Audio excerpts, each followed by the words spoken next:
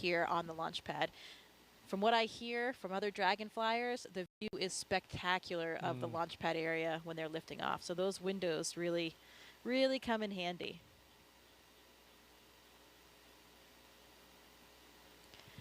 You know, Thomas Pesquet tells me those windows are also really useful for viewing the northern and southern lights, the aurora from space station. When the Dragon is docked, the orientation that you have looking out those windows, you can spot those aurora and see them coming from hundreds of miles away and get your cameras ready. And that's opposed to when you're just looking out of the cupola, sometimes you don't see them till they're already there, and then you're frantically getting your camera ready and trying to capture it, and sometimes it's too late. So those Dragon windows can give you a little bit of a heads up to get configured for the aurora. How about that? I mean, it's on my bucket list just to see an aurora from Earth.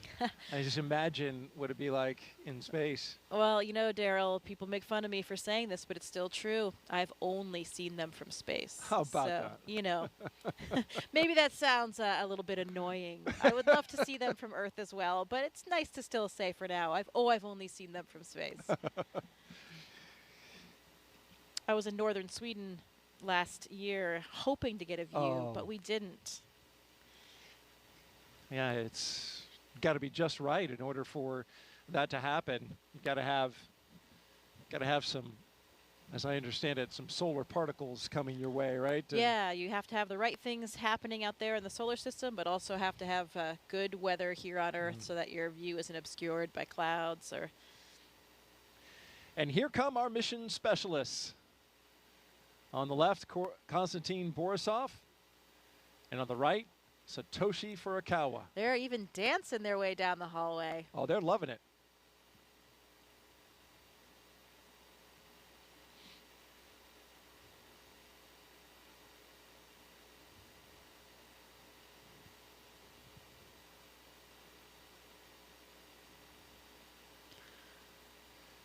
Oh, another tradition. A lot of times our astronauts and Konstantin here, you can see taking the name tags of some of their ground support personnel, and they'll be flying those to space with them. That's got to be really special for those technicians. Absolutely. I mean, they're playing such a critical role, you know, especially those connections you have with those people in those moments leading up to your launch. Really has an incredibly strong bond you have with those people.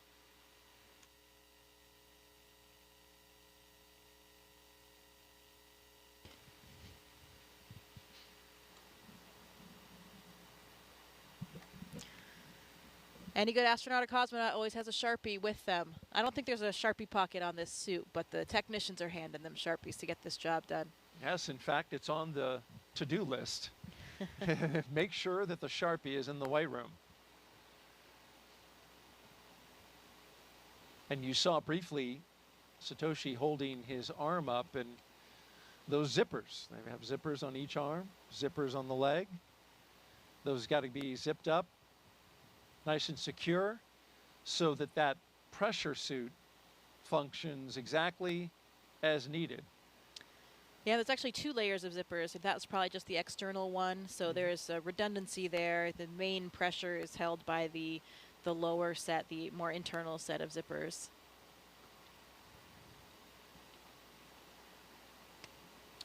Another critical component of the way we do Core on countdown. Seat 1 and Seat 4 are beginning their ingress into Dragon. We are on schedule.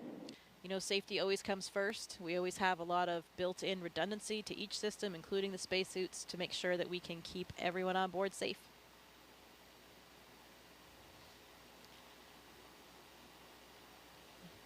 Another big difference that I'm sure Andy and Satoshi are feeling right now is the difference of the seats between Dragon and the Soyuz spacecraft. You know, you have a much more natural kind of sitting position in Dragon, a lot roomier for you to stretch your legs a little bit.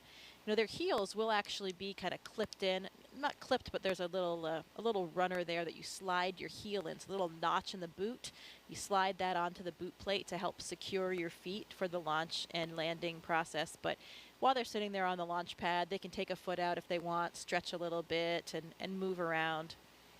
Kind of like a ski boot and a ski or cycling shoes that have those.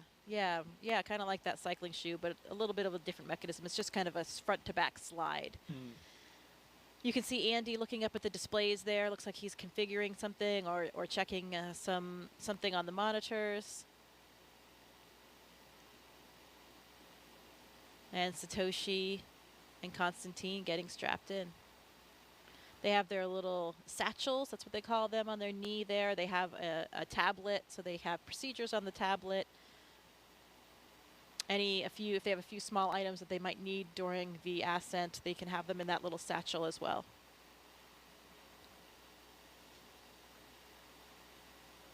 If you're just joining us, you're watching live coverage of NASA's SpaceX's mission known as Crew 7.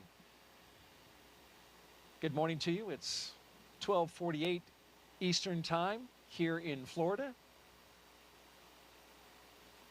And we're showing you live coverage here at the Kennedy Space Center. I'm NASA's Daryl Nail, joined by NASA astronaut Jessica Meir, giving us some great insight tonight. If you'd like to ask a question of Jessica, just jump on our social media channels, Facebook, X, and YouTube. Put in the hashtag #AskNASA that you can see at the bottom of your screen, and we'll get that question on the air.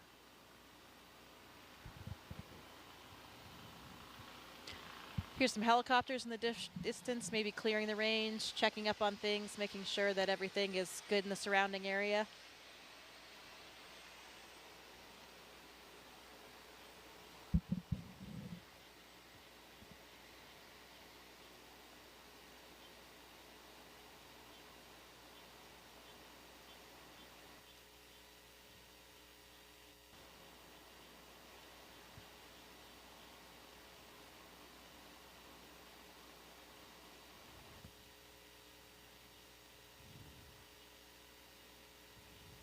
The Ninja in there making those final configuration checks, making sure the crew is strapped in correctly to be safe and comfortable.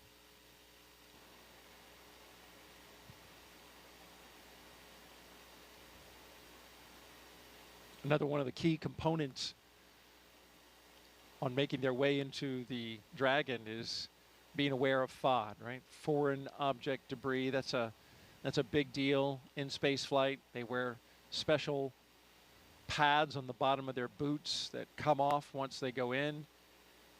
And then, of course, those technicians want to be aware of anything that falls off the astronaut.